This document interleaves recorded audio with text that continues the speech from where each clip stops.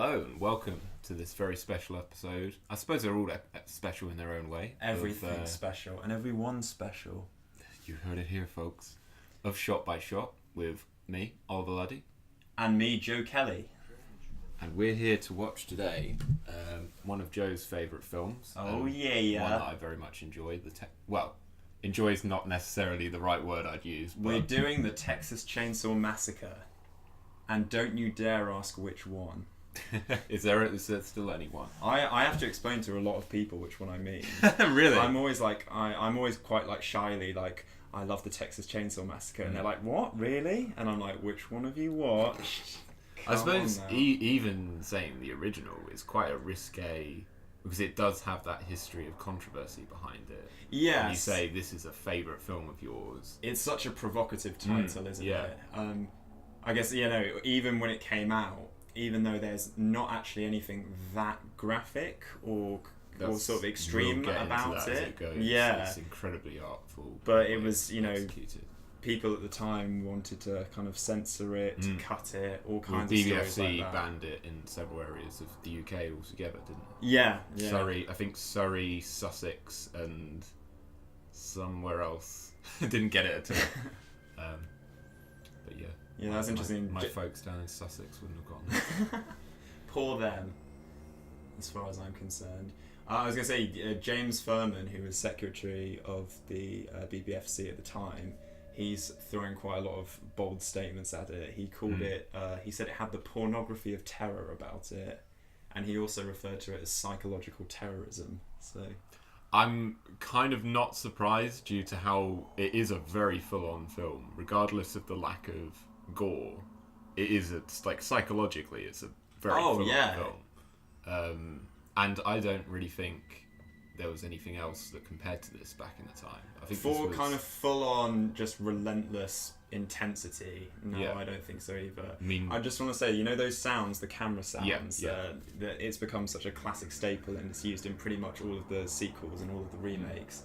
It took absolutely ages for anyone to figure out what that sound actually was. And I think on the 40th anniversary commentary, Tobe Hooper finally revealed that it was a small metal pitchfork hit against a broken guitar. And you see people have made YouTube copies of it. And because they were saying that on one of the documentaries, a lot of the sound effects in this were from toys, electronic equipment. Yeah, lots of children's Tobe toys. Hooper was experimenting a lot with electronic music at the time. Can I just say, this is such an incredible opening shot. Well, this is bookended by two incredible shots. Yeah. The ending is one of your favourites as well. Absolutely. But yeah, it's so and I love the lighting as well. It's already that kind of weird yellowish brown cinematography. You can feel the heat immediately. The smoke. Is that dust, I assume? Yeah, I think apparently a lot of the dust and the smoke is natural. Yeah. They didn't have any kind of smoke machines or anything like that. Such a minimal budget. It was $700,000, or it later escalated to $700,000. Yeah, I think they had to do a lot of marketing and distribution. Costs were big. Also, in order to finance this film, they sold the rights, or they sold shares of their production company to a whole slew of different film producers, which meant in the end, when it actually turned a profit, most of those producers ended up receiving money over the original cast. So the cast received very little. Oh yeah, they were quite cheesed off about that. They got so little back from this. So I guess a massive success it was. Yeah. So I guess before we get into the nitty-gritty of stuff, I kind of insisted that this was one of the first commentaries we did because I love this film. What did you think when you watched it in preparation for this commentary? Well, do you want to mention your love of it first? Oh, I'm too shy. You got a poem prepared. This was prepared by me. I guess... it says on the top, written by Joe Kelly, aged 8. Shrewsbury Elementary School. Entitled, Why Do I Love It? I guess the easiest way to explain why I love this film so much is to explain why I love horror films so much. So, first of all, it's clearly a genre of extremities. Horror films are designed to push boundaries, explore very surreal ideas. And I think for me, what's most exciting is it's showing characters being pushed to their absolute limits. So when you're watching a horror film, like a good horror film, characters are constantly sort of walking a knife edge between life and death. So any film that captures this sense of imminent danger, it kind of grips me without fail. Yeah. It's like that's the one genre where I can just stick one on and absolutely love it. Yeah. And especially groups of people like this. You've always said you have an affinity for films where like a group of characters get are very diverse one characters. At a time. Yeah. I don't know. It's a weird. Which crosses over to action as well, doesn't it? It's like we always say about like Aliens or something like that. Oh yeah, absolutely. I think Predator's a good example as well. Although it's not really the same thing with this film. Like I think that section of the film is probably the weakest bit. It's not the most interesting part. Is actually, I would say, the villains, so to speak.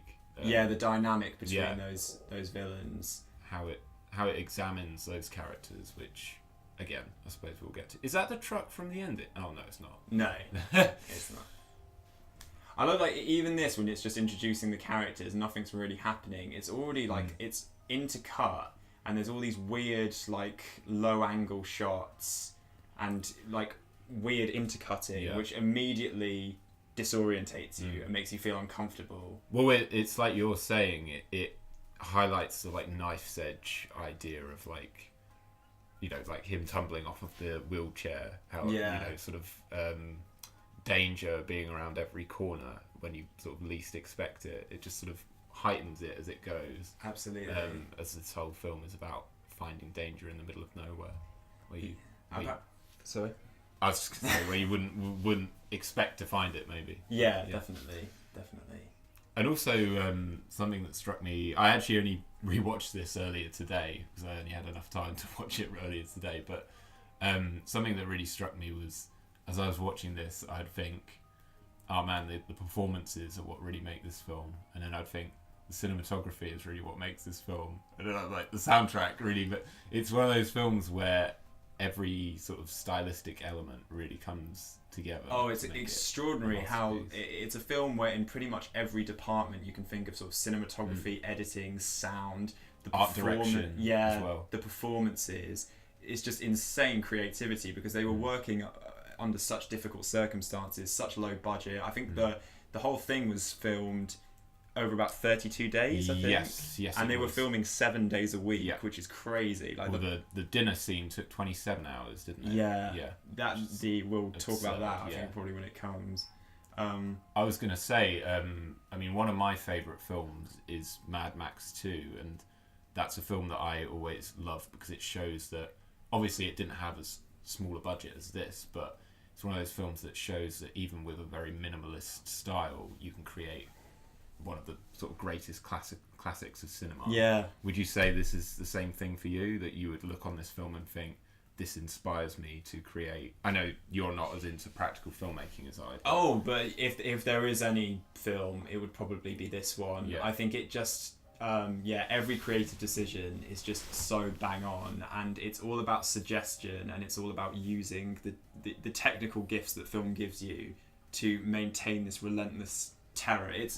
It's so much more sophisticated in the way it's made than I think people would initially give it credit for. It's only when you watch it multiple times where you just marvel at the technical skill that goes into it. Well, there was I can't remember which critic said it was more of a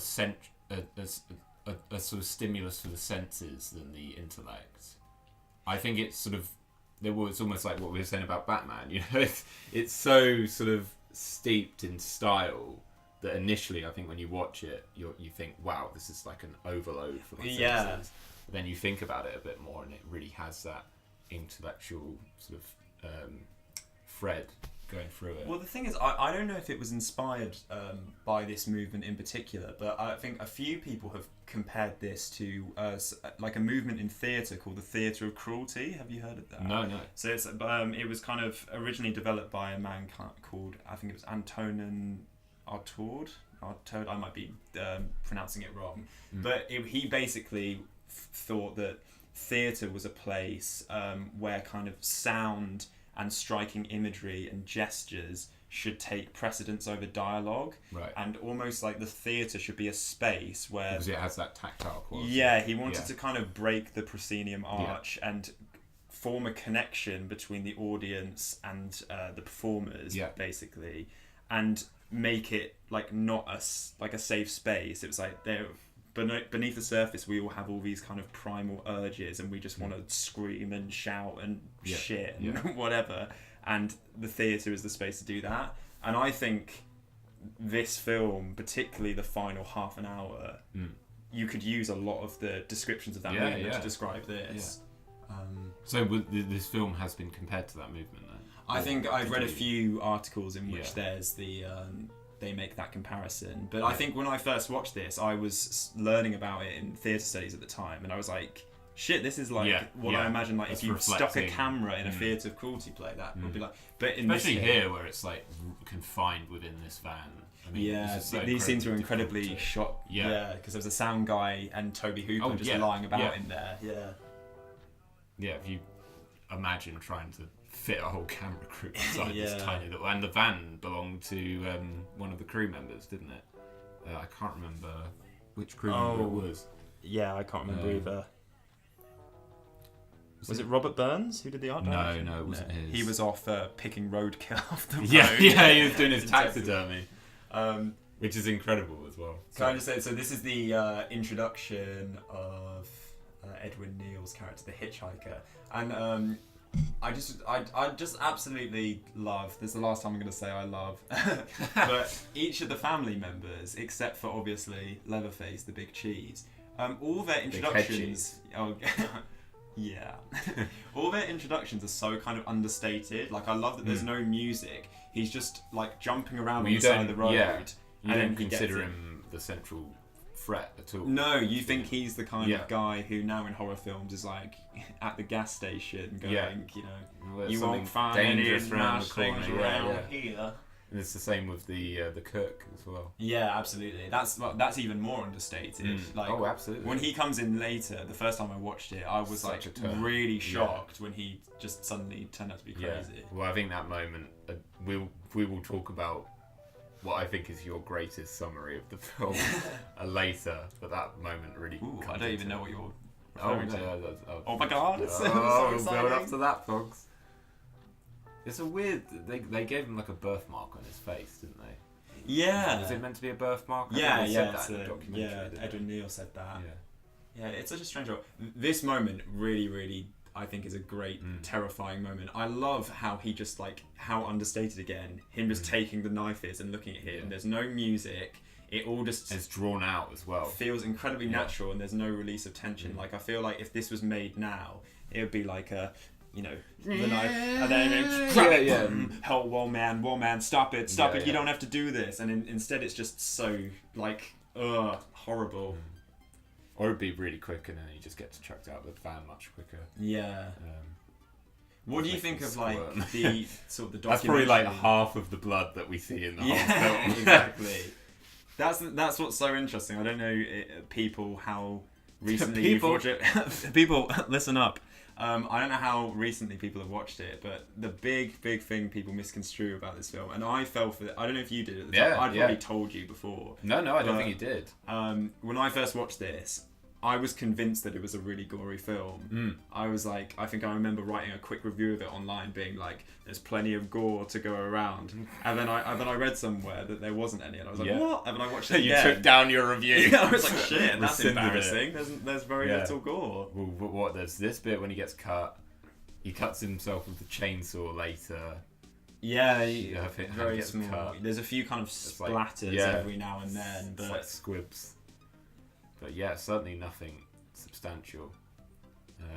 And it's all down to... That's why I think the cinematography really comes into play, because it's so sort of forceful and stylized that it really creates this impression of violence when there isn't actually any violence. Yeah. Well, there is violence, but gore. There's not really any violence. Yeah, I mean, a woman being lowered onto a meat hook, not violent that much. What do you think of, like, the sort of documentary shooting style. I think it's great. I mean, something else that I noticed when I rewatched this was how at the beginning, you know, they've got all the sort of it's almost like a crime scene, isn't it? The photos of the corpses, and you can hear not news recordings over the top of it, can't you? Or when the corpses are in the cemetery. And I know this film was marketed as a true story when actually it's fictional. Sorry, spoilers, folks. This did not happen. This did not happen. And Tobe Hooper said that it was kind of as a response to feelings on the government at the time of like the disclosure. Oh, there was of a lot of inspirations. Yeah, conspiracies and sort of how much the public knew versus what the government was allowing them to know. Stuff like Watergate and the oil crisis. Yes. So I think it plays in really well in terms of like blurring the line between fiction and reality. And I think a lot of it, like Last House on the Left, the Wes Craven, Sean S. Cunningham film that came out 2 years earlier, I think a lot of it was inspired both by news footage of the Vietnam War, which apparently was just insanely graphic. Like you could see, you know, everything in its gory detail. And also, Tobe Hooper was saying the news reports in Austin, Texas. You could watch the news and you'd see, just people with like car accidents and murders, just brains splattered about everywhere. You can tell as well that the whole crew understood that backstory, or not backstory, that because that makes it seem those influences. Yeah, or specifically the Texas sort of influence, because when you listen to them in interviews, and of course when you see them performing in this film, there's a real conviction about the way they approach it. They all say it's like stepping into another country, doesn't it? Like, well, they clearly have a great understanding of the place that they were living, because most of these people were from Texas, weren't they? Yeah, it was all local cast and crew. And a lot of them were students. Yeah, and it works so well for these, especially for the young people in the van. It gives such a sort of natural vibe.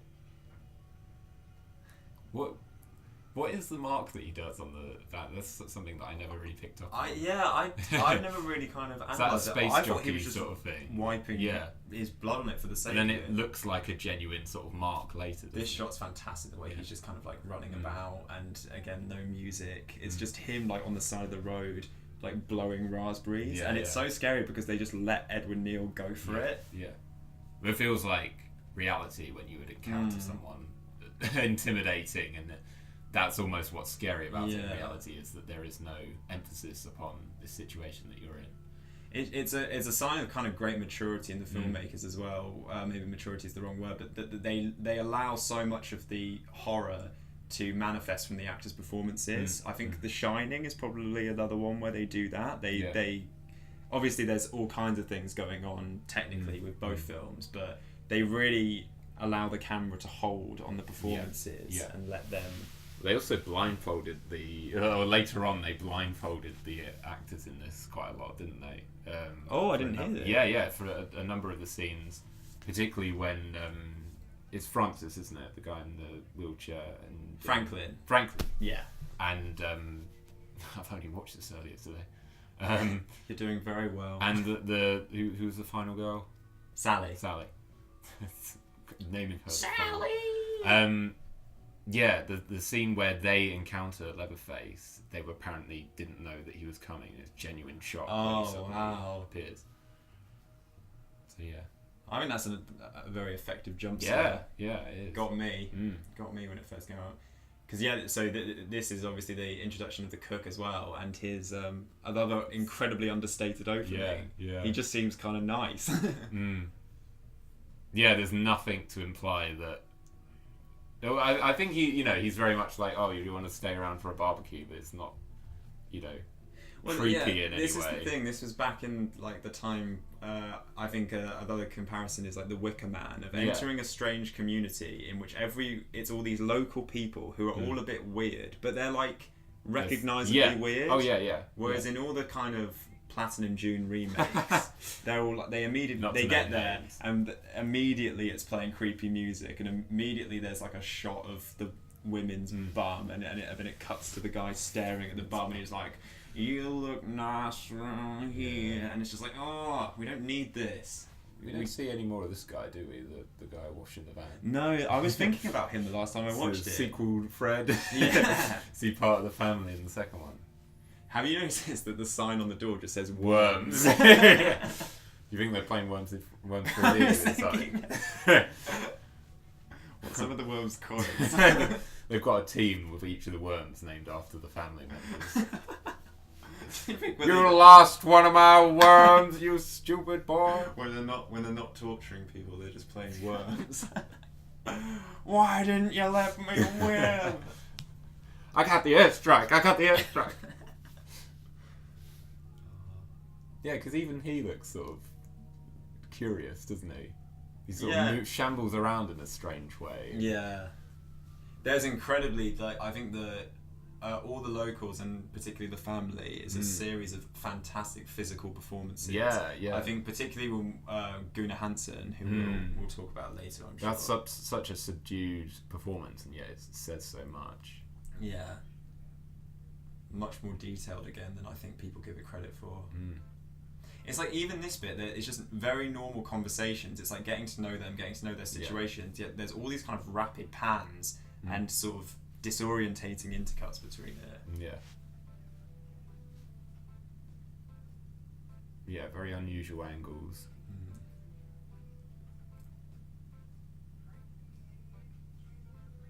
What do you think of Franklin as a character? He's kind of annoying, isn't he? But yeah.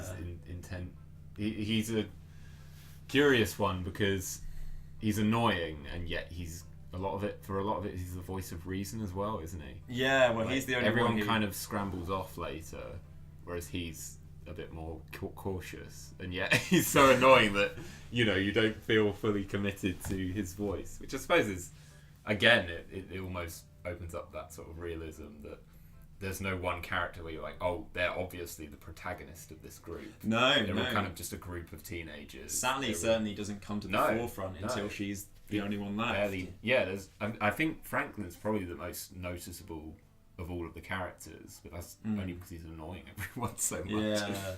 And apparently he was like that on set. He stayed really in character, didn't he? Yeah. He just thought, because I think the actor Paul A. Partain, he just read the script and was like, I hate this character, and was like, I need to stay in character in order to keep this believable.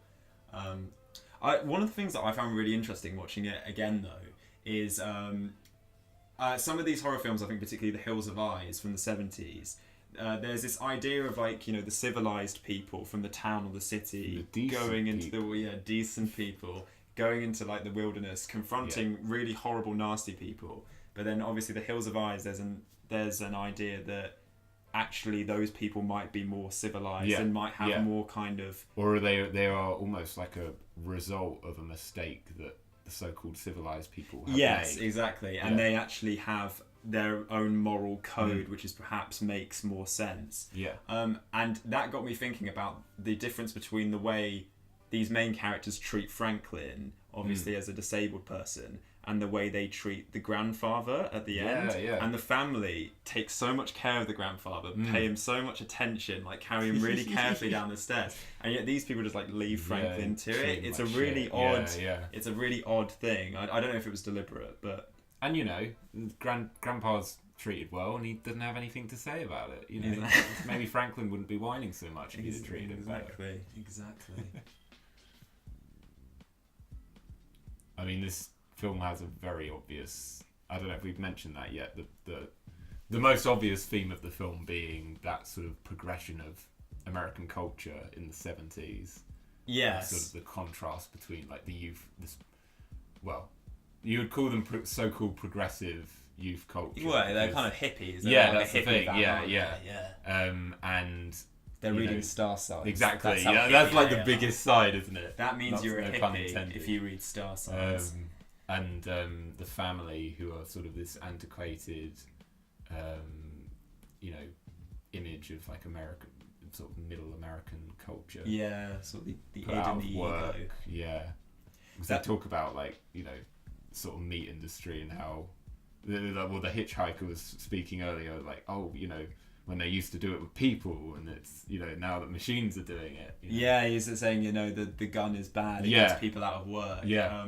I definitely, the last time I watched it, read a lot more kind of Vietnam subtext into that. I knew that was one of Tobe Hooper's influences, but all the idea of like the debate between whether the gun or the axe is better, and this idea that if you make quicker and faster weapons, then that's somehow more humane. Like, you know, we're being more humane by creating guns and atomic bombs rather than what we used to use, which is swords and axes and chainsaws and stuff. And it's like we used to use chainsaws. Oh shit! No, they didn't.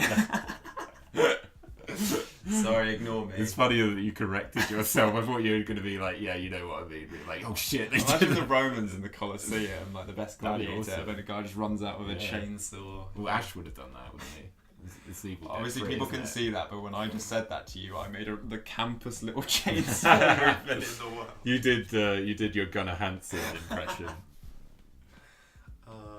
Did you hear how like Tobe Hooper? One of the stories he says about what inspired him to include the chainsaw. Remind me. I don't know if I. He was in a hardware store. I can't oh remember yeah, he was Christmas shopping. Yeah, he was Christmas shopping. And he was like, "How do I get through these crowds of people?" That's the chainsaw. Tobe Hooper does seem genuinely a bit crazy from the story. It's like he's a very kind of like he's quite measured when you he's very measured and articulate. But the stories about how he made this seem maybe back in the day he was a hothead filmmaker. But it's like there's a range amongst horror directors. Like Wes Craven genuinely is just like a very kind teacher. He's just constantly thinking about the theories of his films. He's a very for me I think he's a very like moral filmmaker. But yeah, Tobe Hooper was an odd one to pin down because he's clearly fucking clever for making this, and he's very articulate in interviews. And yet, when he was casting all the actors, particularly like Edward Neal, he was just like, "Can you be crazy?" Yeah. And he said to Gunnar Hansen, "He's like, are you crazy?" Yeah. And then Gunnar Hansen was like, "No." Yeah, he just kept auditioning people and be like, "Do this, do that." I love the interview with Edward Neal when he's like, Tobe Hooper called me and he was like, "Yeah, you were doing some really interesting stuff in there. You want to make this film or not?" See, this stuff with Franklin when he's like, you know, he's left to just like get into the house himself. Yeah. I was also going to say that it's nice that they sort of don't use this house as a central setting. They arrive here and you imagine, oh, this is where they're all going to die in creepy this ramshackle house. Yeah. But it isn't that way at all. Like they all just leave it in about 15 minutes, don't they? Yeah. It's 15, 20 minutes. I suppose you could say something else about the fact that they come to Grandpa's house and it's just a derelict, abandoned thing. They're like, oh, we'll move on from this. There's some subtext in there about, you know, the evolution. Yeah, I've never thought about that really. I think when I was watching this last time, I was thinking, obviously, like the dialogue is hardly sort of Shakespearean, but there is definitely, even to these early scenes, which is usually the shit where you're like, skip it, get to the horror, I don't care about these people. And there's certainly... Speaking of Shakespearean. Got some passages coming from Franklin. I'm having more fun, I won't be able to take it. But there's definitely an authenticity to the way they interact. Like there's a feeling that it's heavily improvised. Together, yeah. And sort of formed a chemistry. And the cast sounded like they got along really well. I think maybe there was a bit of there was a lot brothers in arms sort of thing going on. Yes, yeah. It was such a painful shoot. Yeah, they bloody suffered for this. Particularly Marilyn Burns. She sounds like a fucking badass. Yeah, she sounds like a trooper.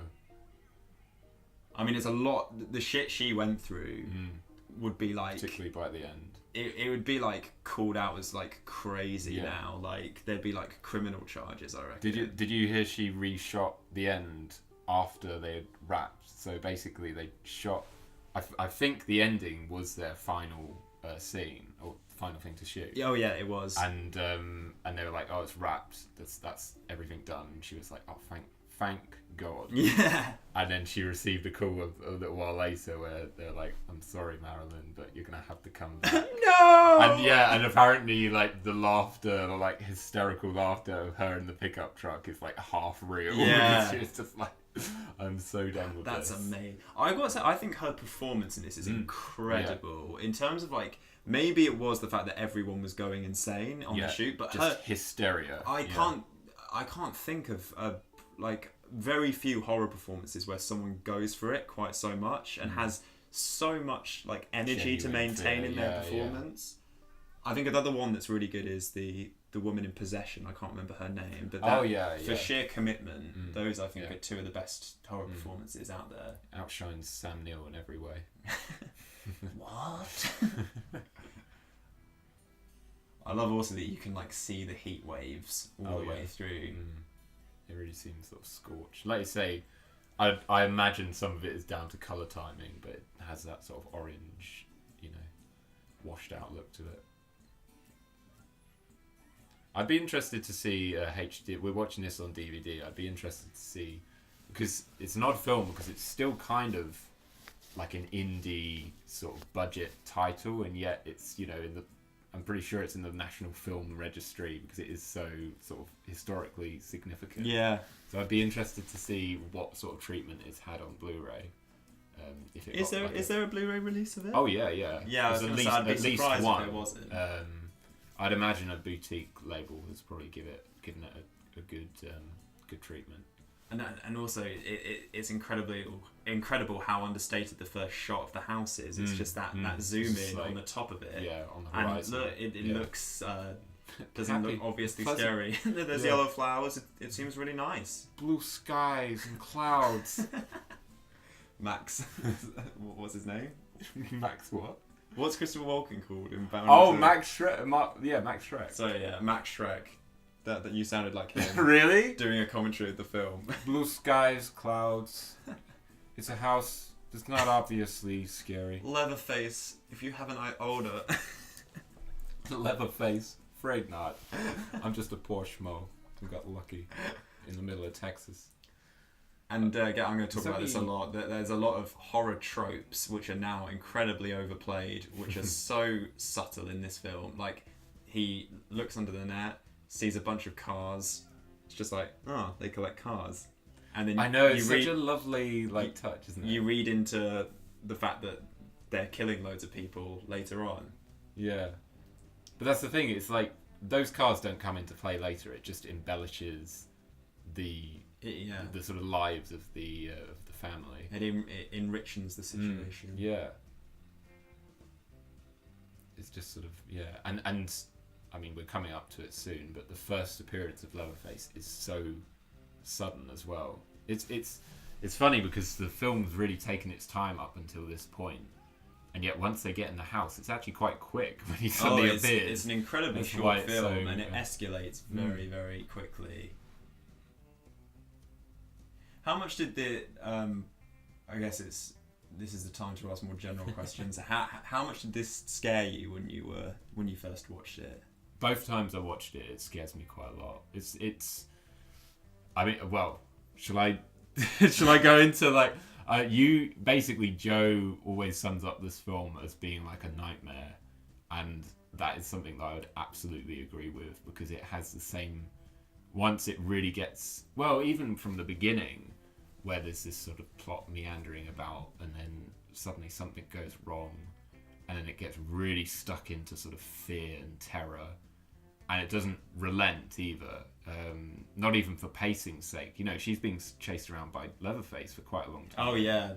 A long portion of the film is an extended chase. I wouldn't call this film enjoyable, and yet I wouldn't say it's bad, because it's it's so artfully done. It does remind me of like a nightmare that I would have, where I'm being chased by something and there isn't that feeling of escape. It just doesn't let up. Yeah. And I think also what's terrifying about it is that there's just no logic and there's no explanation. I can't. Well, exactly. The remakes fucking trying to explain Leatherface's backstory. It's like, get in the sea. I don't want to hear it. Like, it's this film does it enough by just the art design. Yeah, it does, and it does it how it should be done, which is it gives you clues, and it's all in the performance, and it's all in the subtlety, and then that allows the audience to bring their own interpretations. Yes. It's not like, oh, Leatherface is now a goodie. Did they do that? I'm Texas sure they Chainsaw did. 3D, the fucking harbinger of shit. So yeah, that we this is the big guy. Here he is. All his glory. Don't go in the house. He's going to fill that door frame. Don't go in the house. Was this was a video nasty, wasn't it? No, it's right. not on the listed thing. Because it didn't get released on VHS in the first place, did it? Oh. It's the squealing he makes as well. I think that was the only sound on the convulsing. Yeah. It's so... and the way he just chucks his body to it one really side. does feel kind of real. There's such a weight to it. And it's amazing how the music only comes in after he's killed. Yeah. And he slams the door shut. That low humming noise. Yeah. Is that? I just thought, was that a visual? Is that something that the Evil Dead referenced? The like swinging bench. You know, that's on the porch in the Evil Dead. Oh yeah. I don't know. Is that me picking up on? So many filmmakers were inspired by this. Ridley Scott was inspired by this for Alien. He says it's his main inspiration, which I found odd. They're such different films, but I think you've got the sort of female, the unexpected female lead.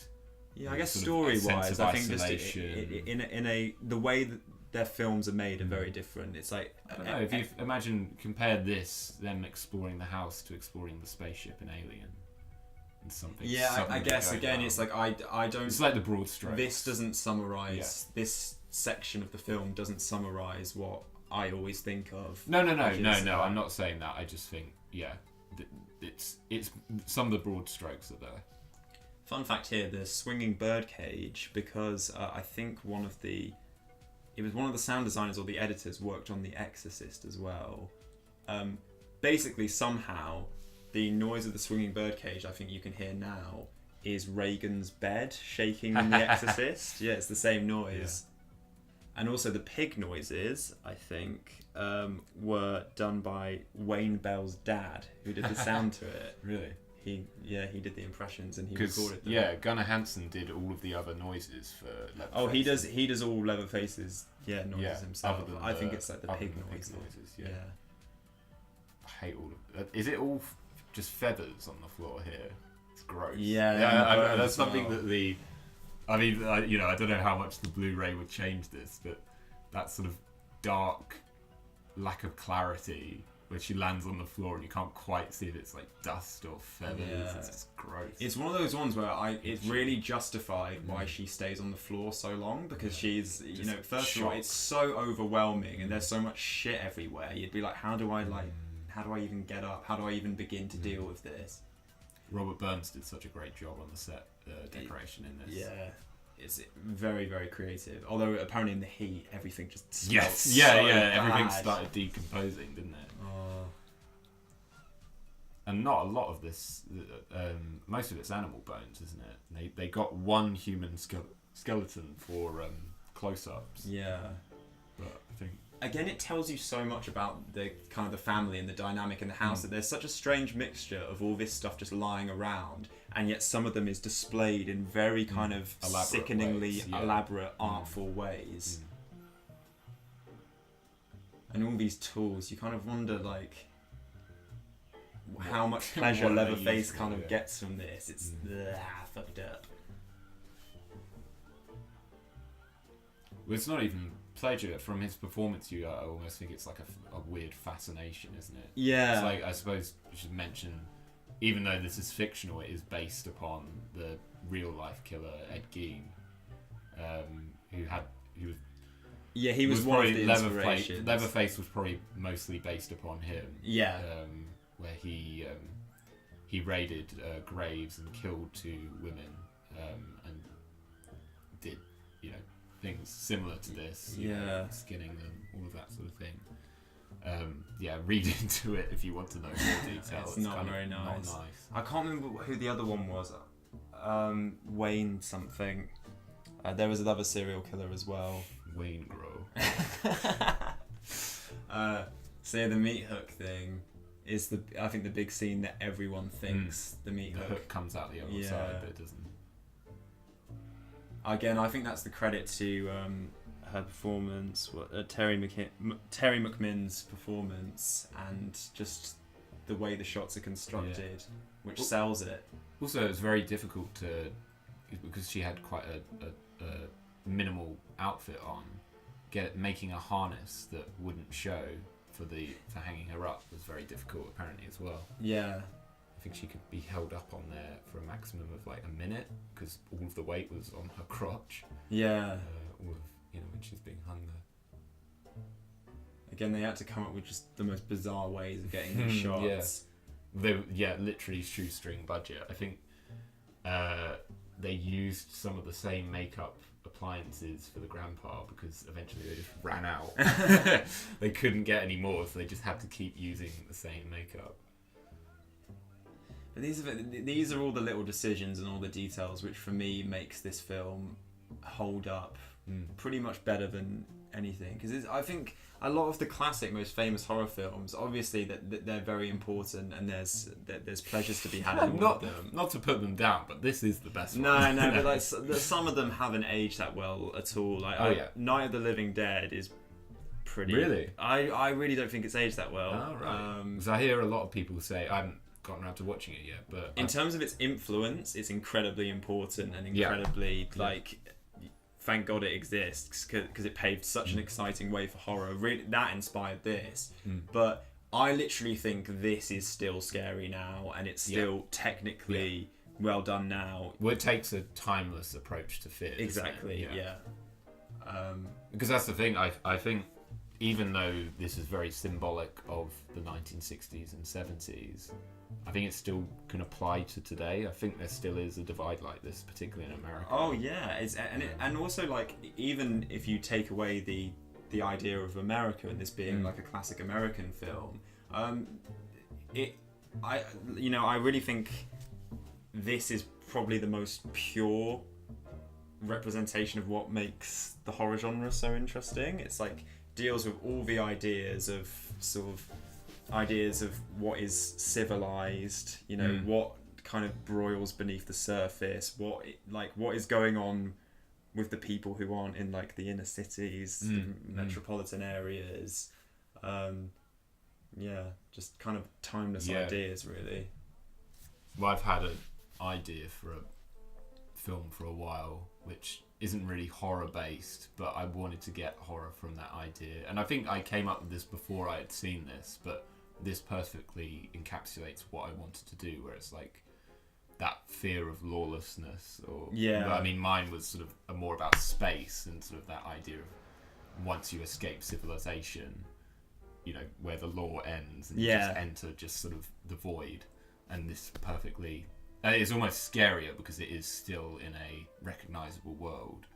It's recognizable but not civilized. Well, civilized in its own way, perhaps. And I think it's important that like civilized through chaos. Yeah, exactly. That's the thing. That was weirdly what my I wrote an essay about this. Yes. You got there even before me. Yeah.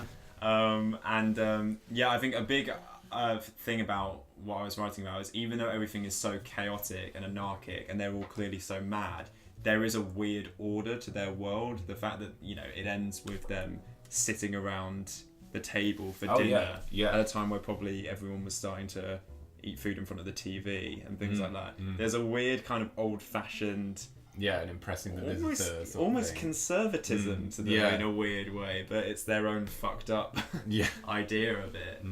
I think I absolutely love the lighting in this segment of the film, like the real, like harsh sort of orange lighting, because that's a time of day which can be so beautiful. You can imagine if you were standing in just one of those fields, it would be absolutely beautiful, and gives it a hellish quality here. Yeah, definitely. Like you said, like you say, it's almost like descending into the nightmare realm at this point. When Leatherface first appears, and it's so sudden, it's almost like when you're having a dream. Yeah. And suddenly something that you thought of the day before, or something scary that you thought of at some stage, just suddenly appears in your dream, and in an instant it turns from a dream to a nightmare. Exactly. Yeah. Yeah, that's a good way of describing it. Actually, definitely when Leatherface turns up. I have to say, I think Jerry's death here is maybe the weakest scene in the film. I'd say there's not much setup to it, and it doesn't really. I think it's just the only thing where you understand why films like this inspired so many parodies, because there just isn't quite enough. Like it's such a don't go in the house moment, and I think it's amazing how many of those silly kind of horror cliches this film doesn't actually fall into. And I think this is the one bit where it's like, we need to get rid of Jerry. He needs to just stand at the door and be like, come on guys, quit messing about. Teenager, yeah. Get rid of him. Because like even the first two kind of make like a bit of sense. He's just like, because you know, the first guy doesn't know there's anything wrong. She goes in to look for him. Yeah. And I think they kind of die as a pair. What's this guy expecting when he sees the meat hook and like... But yeah, you read about Ed Gein's mannerisms where he was quite reserved, and apparently he was a model inmate once he was committed. And there's almost some of that in Leatherface as well. Yeah, you can imagine him being of quiet sort of quality to him. And it's not so much that he relishes in this, it's more that it's just something he's fascinated with. No. You know, there's like, almost like an art to it that he doesn't sort of revel in. It's just something that, I love this, where he's like, where are all these people coming from? Yeah, that's. I think I was going to say, like, they mentioned that in Gunnar Hansen in his interview. I like the idea that Leatherface is, you know, he kills the most people and he's the most violent, and yet he's the most terrifying character. He's just like, where are all these people coming from? Such a brilliant character. Well, and like I said earlier, it's just such a brilliant physical performance. And I love this long shot that zooms in on him. It always makes me wonder what he's thinking. Oh.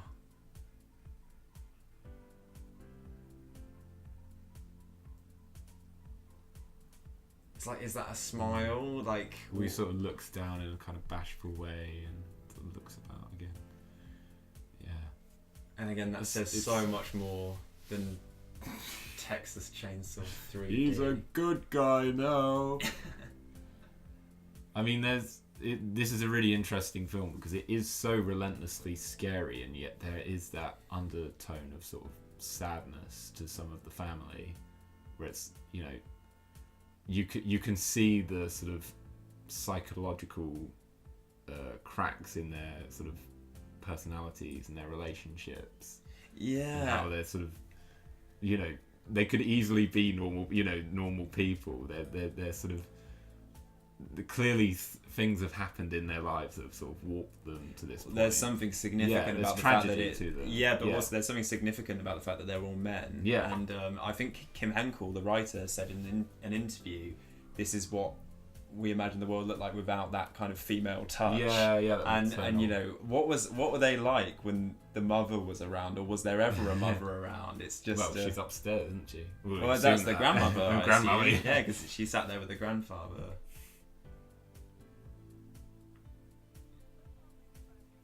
And also, like that's one of the things that I think, I don't know if I can fully credit the producers for it, because I know Tobe Hooper was going for a PG-13 rating. But I really bizarre. How would you get this PG? It's absolutely crazy. It was Hooper given an X, and Toby was like, "Oh crikey!" Yeah. But I think it's really important that this film, like, even when it comes to, it's just like Sally tied up in their house. It's never about sex, and it's never about. It's never leery, and it's never to do with their like sort of vulgar sexual gratification. No. They're just. Because so many of these types of films were at the time. And I really, And they still are. Occasionally it can, it sounds bad to say it can work, but I think if an effort is made to ground it in some kind of character choice, then... Or it's given some sort of thematic context so that it's saying something, you know, meaningful about it. Whether if it's shown negatively or otherwise... when it's done for the sake of it, it drives me crazy. Like, I don't want to talk about it anymore after this, but like, in Texas Chainsaw 3D, I remember that the bit that really was like that made it officially my worst film of all time. I was going to say that. You do keep mentioning it. It is your least favourite film ever. I hate it so much. But there's basically a moment where like this kind of side character who you didn't know was bad captures the main girl, and he's like tying her up, and then for like literally no reason whatsoever, he like showed me this. He rips. I didn't show you. I think I told you. Oh mate. I'm hoping that my imagination isn't this vivid. But he just like rips her shirt open so you can see like her bare chest, and there's nothing to do with his character that suggests that would happen. It serves no purpose whatsoever. It's not a theme of the film. It's just there because isn't that gross, and it's like, and that's when. It's not even isn't that gross. It's clearly some boyish sense of yeah, exactly. There is a genuine sadism to choices like that, and I think good horror films, sophisticated horror films like that, it's not about watching other people suffer and leering at other people's suffering. It's about putting yourself in that position and experiencing the horror for yourself. So this is basically the last moment of levity before.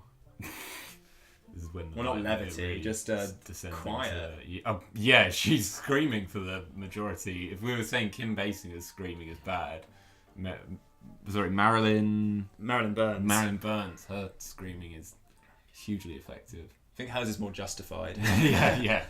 I was gonna say we kind of missed all this stuff, but I do like their character dynamic between the two of them when it's just the two of them. And there's a nice final moment where she decides to, like, push him through the woods. Grudgingly. Yeah. Nice performances, I think, between the two of them. This was a real surprise coming up. And there's a big jump scare as well. Yeah. And again, it's not done with, like, that obnoxious noise. Like,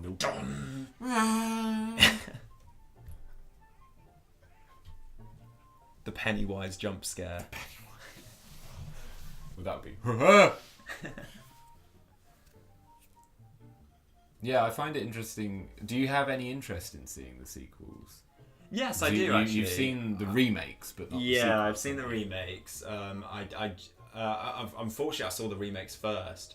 Actually, no, I think it was fortunate because I watched them and I was like, they're okay, and then I watched this and was like, no, this is the real deal. This is the stuff. I remember I had. There he is. Even there, you can't see anything. Yeah, no. It's funny that the little splatters of blood you can see. Yeah, Did you? They had them in the mouth. They were all spat out. Tobe Hooper, the makeup artist, and I think it was Wayne Bell, the sound guy.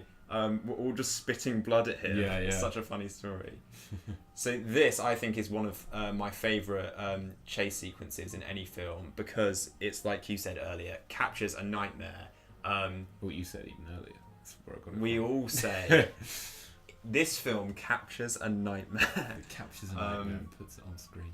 Oh, there's so much to talk about with this bit. Because also, this was filmed in an area called like Rattlesnake Hill, I think.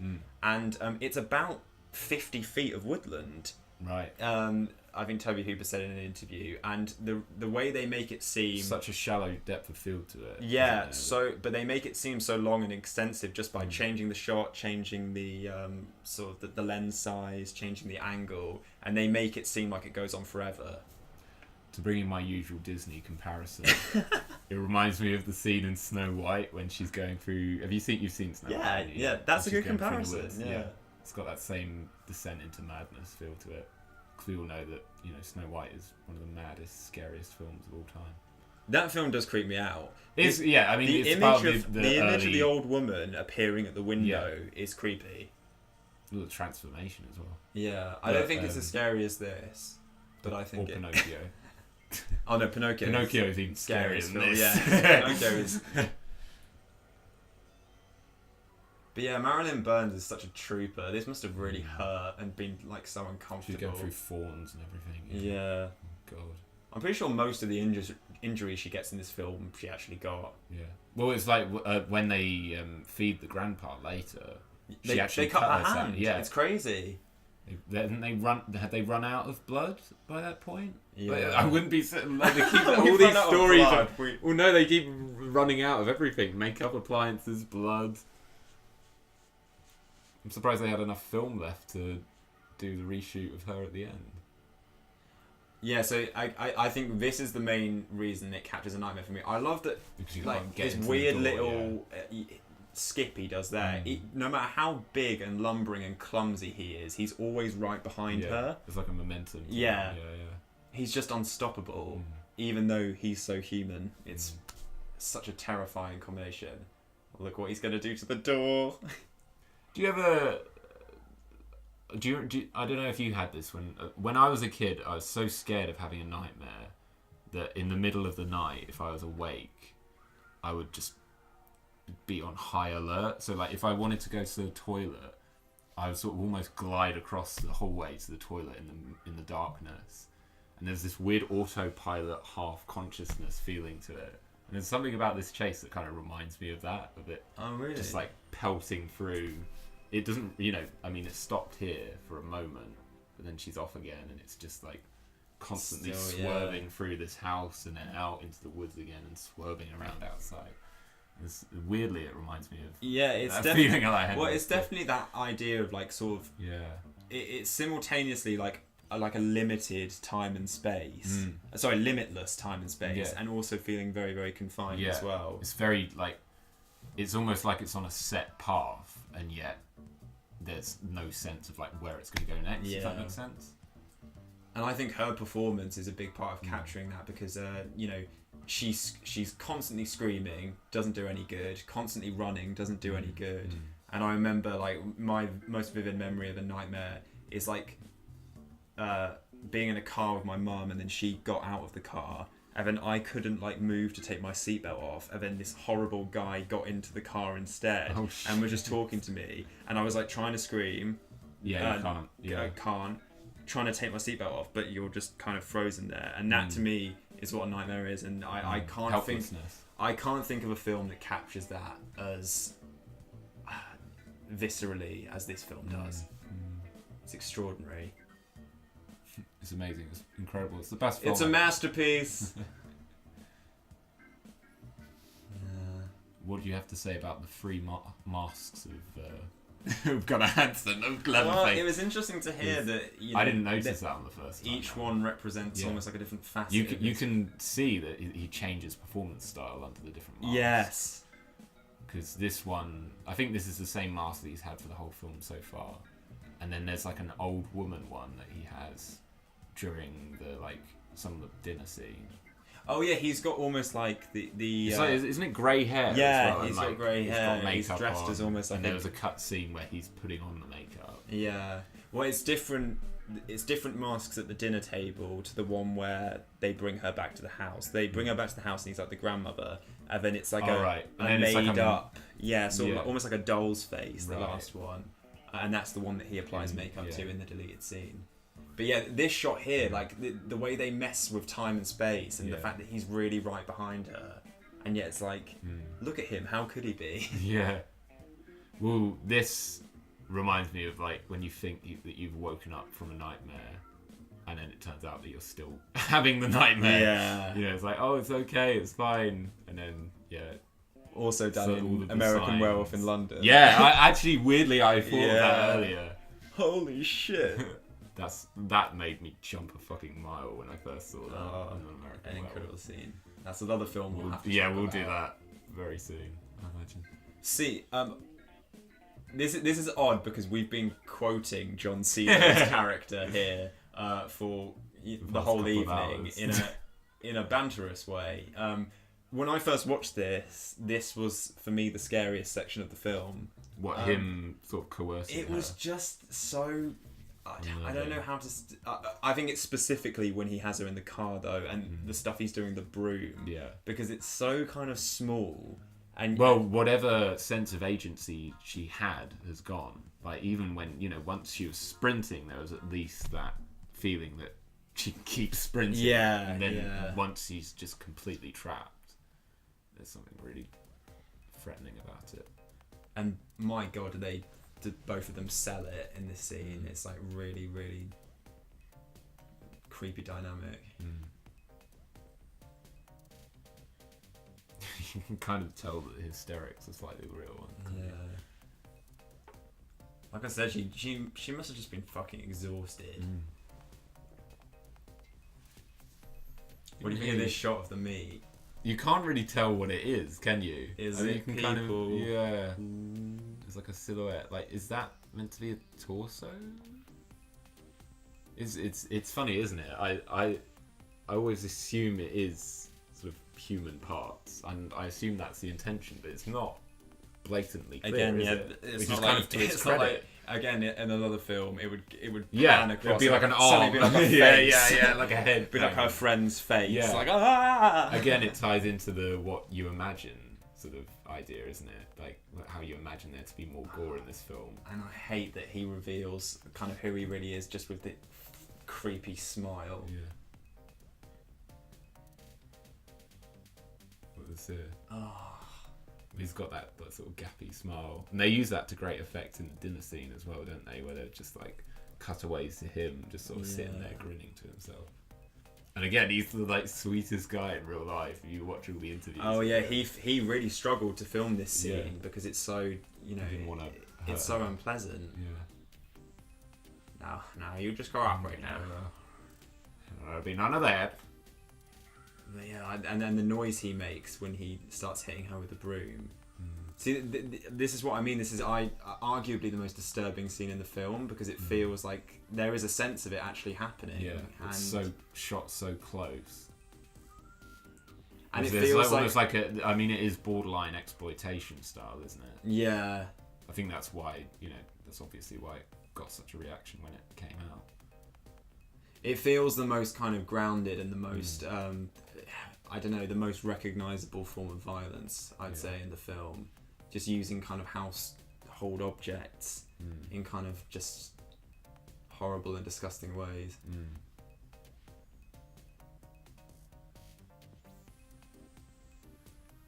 So would you still say that sequence is your least favourite, perhaps? Your most frightening?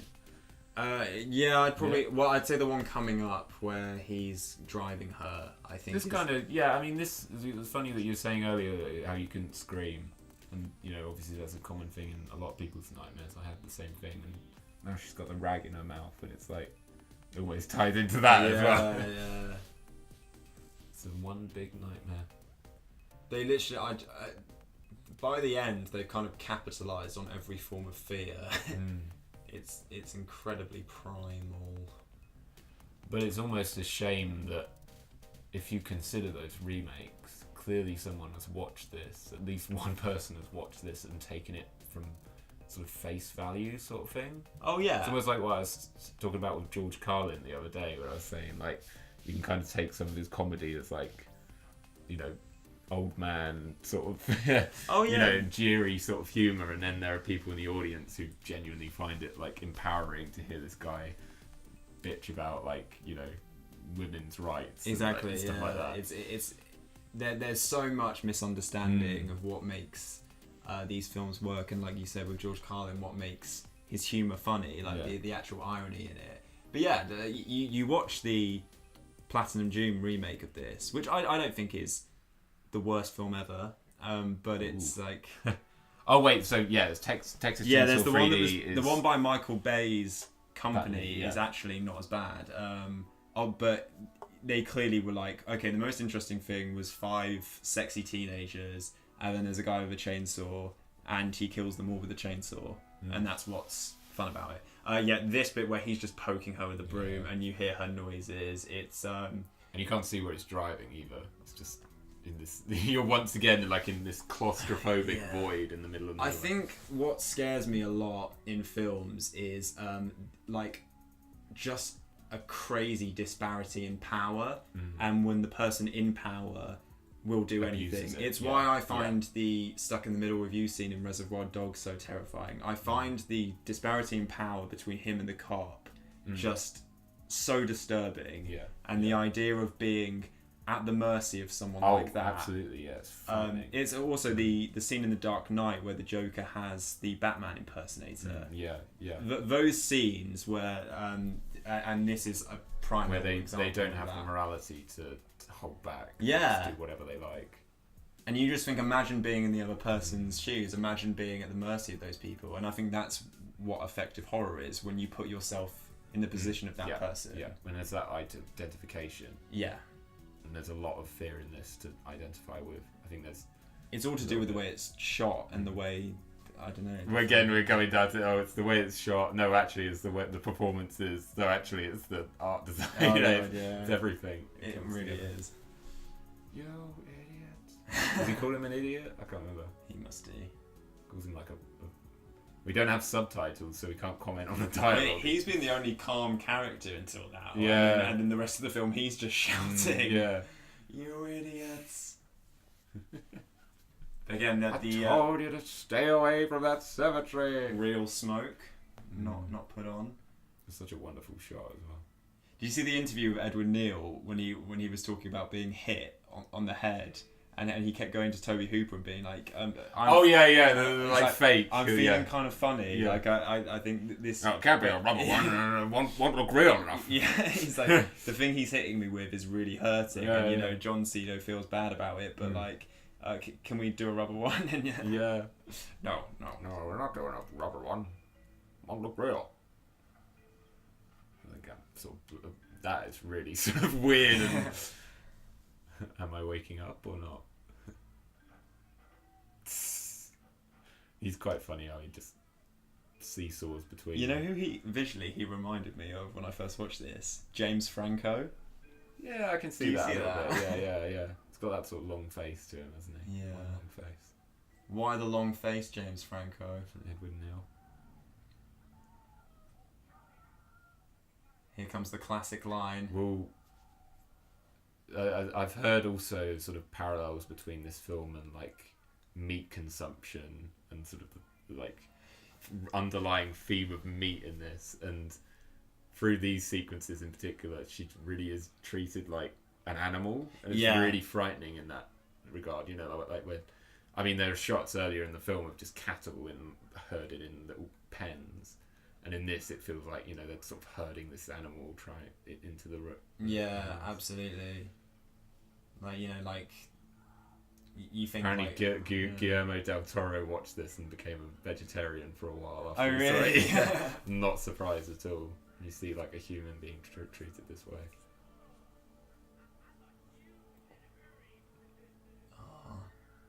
I mean, this was the point where this is quite a good time to explain. Like when I first watched this, so it was like here you almost feel sorry for him. Sorry. Yeah. No. Yeah. Absolutely. He's definitely the victim of the family, and he's completely again at the mercy of his older brother and his dad. Even the dad sort of like goes between wanting to be. Well, isn't it this bit where he sort of asks him where the kids are, and he shows him.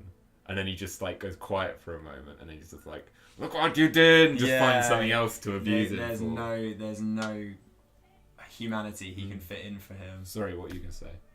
I was just gonna say, like, I remember very distinctly watching this section of the film for the first time because I was in one evening. I'd watched the remakes, and I was like, the original's online. I probably won't find it scary because it's an older film.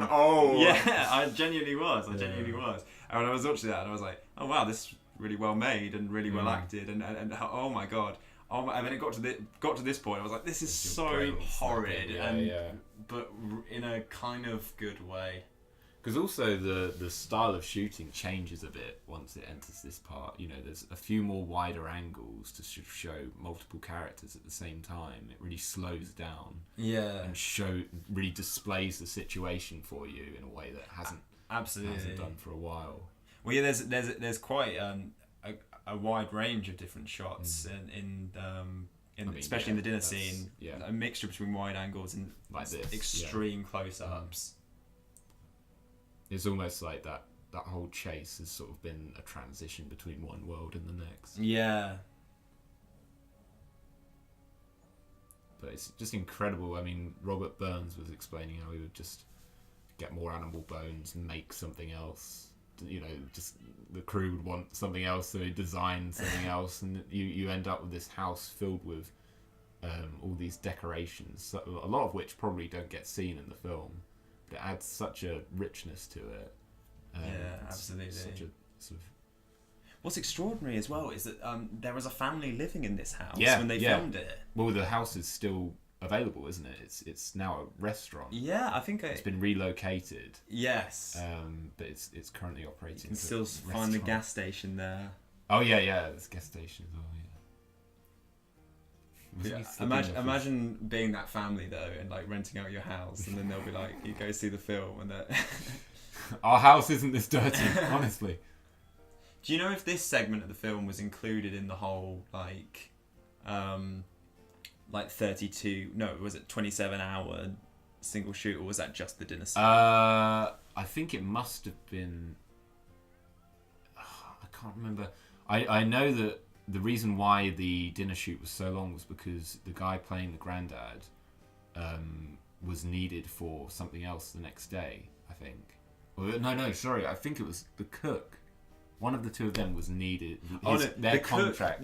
The cook couldn't be paid anymore. Oh, right, because his contract was ending. Yeah, John Ceno's contract was ending, so they couldn't pay him anymore. So they had to get it all done. Yeah. So I'm assuming this was all part of the same.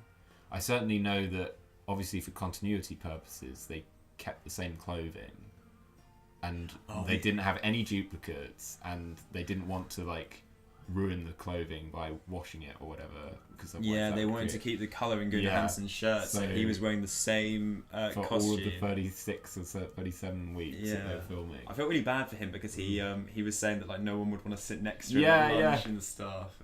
This is such a weird. I remember this being one of the weird bits when I first watched it. Oh yeah, and they were describing. Something comes to life. When the guy playing the grandfather was asked how to play, he was asking how to play it. They wanted an embryonic quality, and that's why when he's sucking her finger, he's doing this weird babyish movement, frailing his arms. He was only 18 at the time. 18. Yeah. Wow. Yeah, because I saw in interviews that he was definitely the youngest. The youngest, yeah. So this is the start of. Here it is. The iconic. A terrific scene. There are no words. It will never be. But we'll try our best. I think she kept. This is 5 seconds of silence, and then. This is the thing. This was at the peak of summer in Texas, with the scene surrounded by black curtains because they didn't want the sunlight to come through. The whole room was just cooking under studio lights. Yeah, didn't they? They had to keep replacing the sausages. Everything kept molding, decomposing and going mouldy. Pretty sure that chicken ornament just started to fall apart after a time because it was just rotting. And this is hysterical as well. Yeah, it's just screaming a lot. There's. I think this is such an amazing use of sort of POV shots as well, particularly later on. And this is what we were talking about making sure you identify with her and that you kind of place yourself in her position.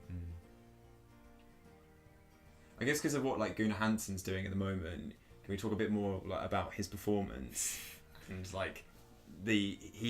where was it he went? He went to a school. A school for sort of mentally disabled children, wasn't it? Yeah, and he walked around for a couple of days. Yeah. Apparently the staff couldn't tell if he was a visitor or if he was, which is, I suppose, is testament to his performance. But it's so strange, the curiosity that he's looking at her with. That sort of gentleness to his movements. Yeah. Especially when he starts I think it was actually earlier when they bring in the granddad and he's patting him, and stroking him. Yeah, he's checking his granddad's okay, and look at the way he's playing with her hair as well. Also, did you know he was offered to play Leatherface again in the 3 initial sequels? So, Texas Chainsaw Part 2, Leatherface, the Texas Chainsaw Massacre Part 3. I can't remember. I'm not a horror geek. Sorry, guys. Texas Chainsaw Harder. Chainsaw 2. Chainsawria. And the Next Generation or Return. The first 3 sequels to the Texas Chainsaw Massacre, each time, each director really wanted to get him back, but he was never offered enough pay by the respective studios. So I think Cannon did the first 2 sequels, and Cannon were known for being a real cost-cutting Hollywood studio. Well, quotation mark Hollywood studio. Yeah, they're the ones who came up with Superman 4. If that gives you any context for their level of quality. Is that Quest for Peace or? Yeah. And then I think New Line did the fourth film, but they weren't sinking that much money into it. But each time he was approached for it, and he was never offered enough money. In fact, for the second one, he was offered to work for scale plus 10% of whatever profits there were. And then he asked about it, and they were like, "Oh, the 10% is for your agent." And then he said, "Can you reconsider? Come up with a better offer." And then they came back to him with just scale with no 10% because he didn't have an agent. Oh my God. So he got offered less the second time. So yeah, he had to turn it down all 3 times. Yeah, I felt it was quite sad, the interview with him, where he was saying that he was like, "I'll always be remembered for Leatherface," and he was like, "I'm glad I did it, but that will always kind of live with me, and I feel like people will always think that's the most important thing I've done." He's like, and I don't see it that way. He's like, I don't even think that's the most important acting role I've done. Well, he does a lot of industrial filmmaking now, doesn't he? Well, he's dead now. Oh, of course, he had passed away, didn't he? Yeah, 2015. Again, very mild-mannered as well. Oh yeah, he comes across as very intelligent and very sort of just gentle and articulate. Apparently him, Marilyn Burns and Edwin Neal kind of remained friends over a year. I read an interview with her because Marilyn Burns has passed away as well. Oh, right. And there was an interview, I think it was done in the last decade, where she was saying how her and Gunnar Hansen were in London, just kind of like walking about. So yeah, the cast really, it was it seemed like a positive experience for them, particularly in hindsight. Yeah. I like the way we're making all this positive chatter whilst we're getting all these extreme close-ups. During the most intense scene in the film. Even a film like this, though, there should be some. there's a hope to it. It shouldn't be the way where it's like nihilistic. They all needed to like torture and be horrible to each other in order to make it. In the end, it was grueling, but there was like I said, there was a brothers in arms. So. Yeah, well, between the actors certainly.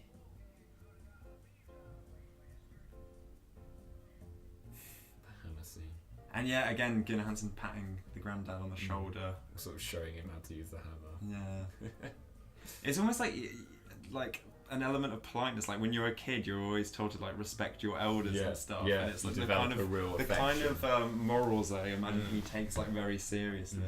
That's the thing. In these scenes, you start to see the moral compass of the whole family. Their way of living. There's a weird order to it, even if to us it seems completely uncivilized. Yeah. And then this whole segment where he's trying to like hammer her head is just.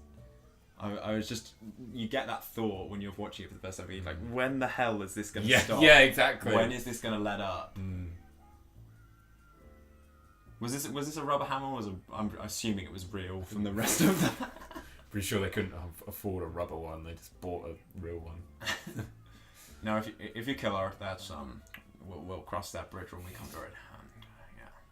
Marilyn, are you okay being hit on the head? Okay. Cranial surgery isn't in the budget, Marilyn. It's also really weird thinking. Again, it leaves it to the imagination why the granddad is like that. Is he just that old? Yeah. You're like decomposing. Because the makeup's very extreme.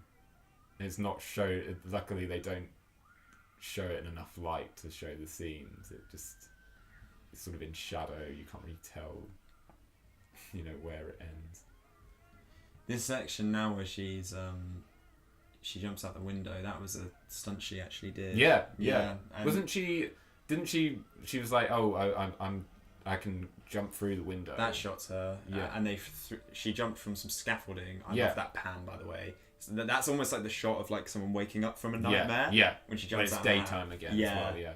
Suddenly snaps. But she jumped from some scaffolding and they threw some sugar glass down on her. But of course, because of the heat, that had got really hard, so that hurt her head. So more pain for Marilyn. Well, also she hurt her ankle, didn't she? Which is why she's limping at this point. Yes, yeah. And also, of course, you don't remember. And again, that's a rare sort of wide shot as well. We start to see a bit more space after he's had a change in wardrobe. Oh wait, no, he had it there when he was giving the granddad the hammer. Yeah. But again, I think this was largely improvised by Edwin Neal. Like he was told to grab her, or in the script it said grab her, and instead he decided to just like playfully like stab at her, and it's so just oh.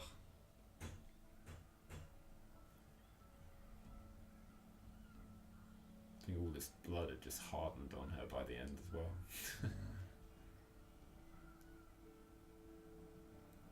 It's pretty effective. Doesn't look like a dated effect at all. No. The corpse. This is just one of the most extraordinary endings to a film. But what about this guy?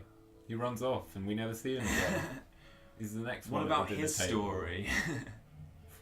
Doesn't he come back for the sequel? We've got the car wash guy, we've got the black guy. Who else is returning? I mean, that's the thing. It's interesting to, like, the first 3 sequels all seem to take, like, vastly different approaches to it. I mean, the 4th one was meant to be almost like a remake. Yeah. But apparently there's some sort of self-reflectiveness in it as well, because obviously it was directed by Kim... What's his name? Kim Henkel. Yeah. That almost went through his leg. Apparently. Yeah, it went up in the air, didn't it? And there's a weird element of like self-parody to the 4th one. Yeah. And then other people say it's just a remake where it does the same thing. The consensus is that it's a failure. Yeah. But this ending. We're gonna talk more about this. I think it's the idea that, you know, most films, it's sort of like the conflict starts and then there's an acknowledgement of the fact that there's been disruption in the narrative, and then there's a resolution and the film dies down again, and this film just keeps going up and up and up. You think she's going to escape in the truck, and then she doesn't, and then the car looks like it's going to pass and it doesn't. The film is at its peak excitement level in the final shot, which is crazy. And yet her maniacal cackle is just so glad to have finished the shoot. And here we have my favourite final shot of a movie ever. Is that ever? Yeah. Ever of all time? Without question. It's unbelievable. It just represents the energy level of the film. Yeah. That's the motion that you do when you come out of seeing it. And the way it was done also as well, like, again, that's something that was largely improvised by Gunnar Hansen. Yeah. Like, he was I think Tobe Hooper had like told him to be crazy with the chainsaw on a previous day, and then he did that kind of weird dance thing, and then he saw Tobe Hooper duck, and he was saying like, oh, that was quite fun, so he decided to just like go do this crazy dance. And the mania to it. Daniel Pearl as well, who did the cinematography, in order to get that, it was almost like a improvised dance routine where he was like getting in and sort of coming ducking out at for the right the time. chainsaw. Oh, it's over already. I know, it's almost a shame. I'm sure we could say way more about it. I mean, is there much more that you want to talk about? We can go on for a bit. I guess one of the things I missed was there was a shot initially of Edwin Neal, his kind of corpse on the road. Oh yeah, with the broken jaw. Yeah, and apparently that was a horrible shot to take because it was so hot. And the asphalt started burning his skin. His skin was burning on the concrete. So everyone definitely physically suffered to make this. And it shows. In a good way. Yeah. God, even the credits are short. Nobody worked on it. It's like 10 people worked on it. And unfortunately, they didn't get very well paid because so many people invested in the film. I don't know. It's a weird one. There are elements where I think because we're so in awe of the film. Well, I am. I've talked so much about it's really wonderful. There is definitely, I think, it's almost like this film could only have been made when it was made. Yeah. There's so much dodgy stuff to it. Exactly the right time. Yeah, and like we said, all the stuff about like Marilyn Burns and the other actors enduring great injury. It's just stuff that just wouldn't fly now. Yeah. No way. Or I mean, what I was thinking when I rewatched this today, was this the beginning of desensitization as we know it today? You know. Because, like you say, if you show this to some people today, I imagine it's almost like, oh, there's no sort of, like we say, in a gore sense, there's nothing here compared to what we see in films today. And yet, this was such a shock when it came out that was it the sort of watershed moment for horror, that sort of moment when things just started to get more and more extreme. This was like the line that was crossed for things to only get more. That's such a hard question to answer, really. I don't mean it on just a purely gore level, but also just, like I say, in terms of like desensitization. In terms of the terror you could convey on screen. Yeah, it's an odd one because, like, you know, Last House on the Left came out 2 years earlier. I mean, they took inspiration from that as well, didn't they? Yeah, absolutely. But like, again, Last House on the Left is different because Last House on the Left is genuinely sort of grungy, and it's almost like it feels very much like documentary footage of actual violence. You see the blood and you see what's happening, and that film is really disturbing to watch. Whereas this is it's much more about suggestion and like maintaining terror through much more unconventional methods. Definitely one that you would teach to anyone looking to make a horror film. Yeah, this is how you execute horror. Absolutely it is. Play with the audience's imaginations and fears, primal fears. Yeah, I think it's important to explain because I was talking I was texting my brother the other day, and he was saying, like, what are you doing tonight? And I was like, watching my favourite movie. I was like, I'm watching Texas Chainsaw Massacre. And he replied, it's weird how much you watch that. I guess I explained a bit at the beginning why this is one of my favourite films. But also, like, not to go too kind of deep with it, but on a more personal note, I think with this film, the best way I can describe it is, like, I do consider myself in some ways like a bit of an anxious person. Like, I worry a lot about things. I worry about conflict. I worry about making sort of very small mistakes. I've witnessed that. Yeah, I'm sure you have, in like you know, things in the grand scheme of things that don't matter. It's like, oh no, I left this behind. It's the end of the world. I see it in your eyes sometimes. we will be like walking along and like something will be going on the other side of the street, and I can see you become like aware of it. It's that sort of thing, isn't it? Yeah. I think it's well, hopefully that's an experience a lot of people have as well. No, I have the same thing. Yeah, I was talking to my sister about it the other day, actually. We both kind of have that. Yeah, it's just like and you know, those thoughts are essentially fear, aren't they? Like fear of what might happen, fear of what you might lose, all kinds of things. For your safety, you fear for your safety. Yeah, and there was a time, I won't go into what it was for the sake of our listeners, but like there was a time where I was really sort of anxious about something, and it had been something that had been kind of worrying me for a while, and it came to a head on one particular day, and I was really sort of feeling like, you know, had a low opinion of myself, and was still feeling like very kind of like... Was this a while back? It was a... Not to go too deep. Oh, yeah. It was always like a couple of years ago. Yeah. And I was kind of walking home at the end of the day, and I was like, God, that was really like not a nice day. And I, you know, a lot of kind of still felt very light-chested still. Yeah.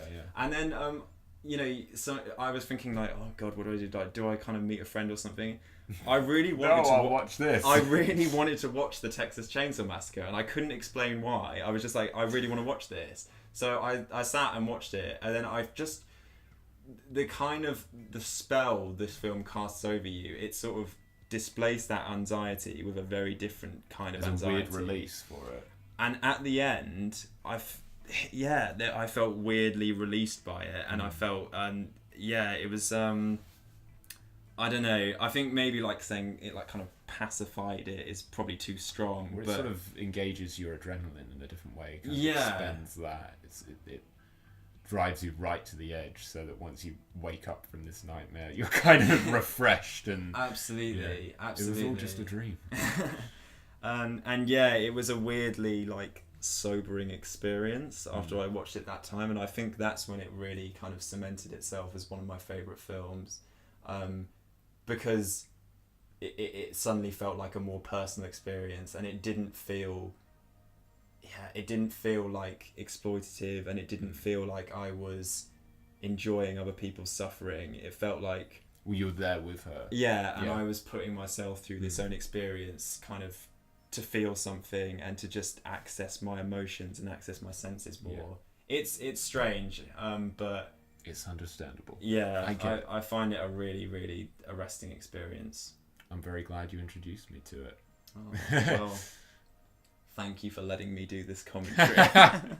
You're welcome. And I'm sorry if that's triggered anyone, this film. By all means, if this is the first time you've watched it with our commentary, maybe get a pillow or two to snuggle up to, hide yourself behind. You always end these commentaries like a CBeebies host. I just want to make sure people are safe. So remember, everyone, snuggle up with some pillows. Make sure Wriggle Piggle is there by your side and watch the Texas Chainsaw. No, watch this film and don't watch the remakes because they're maybe silly. Would you even watch them as like point of comparison sort of thing? Like, what did this do right? If you wanted to engage in like an academic exercise of sort of what works and what doesn't. Psycho by Psycho. Yes. Then maybe, but I think just watch this original and let yourself be scared. I haven't seen them yet, but I think by the sounds of things, the sequels are at least interesting because obviously they go for a comedy route with the second one. I think the third one they go very extreme, and then the fourth one, like I say, is almost like a subversion of the first. So it's clear that at least for those four, they had some sense to go in different directions with it, even if they weren't successful. Maybe a less successful version of like the Alien series, where they're all kind of a similar film but with different styles to it. Yeah. I think you're probably right. I'm less familiar with it, but the Nightmare on Elm Street series. Some of the Nightmare on Elm Street sequels I really like. Yeah, I'm still trying to get you to watch Freddy's Revenge. That everyone hates, but I think it's really good. The hidden masterpiece. I'd definitely be up for maybe a Texas Chainsaw night. Marathon. Wouldn't that be fun? Watch every massacre unfold before us. Well, this will always be the first and the best. I agree. I concur completely. Well, thank you very much for listening, everyone. Thank you. And sweet dreams tonight. Stay scared. Bye-bye.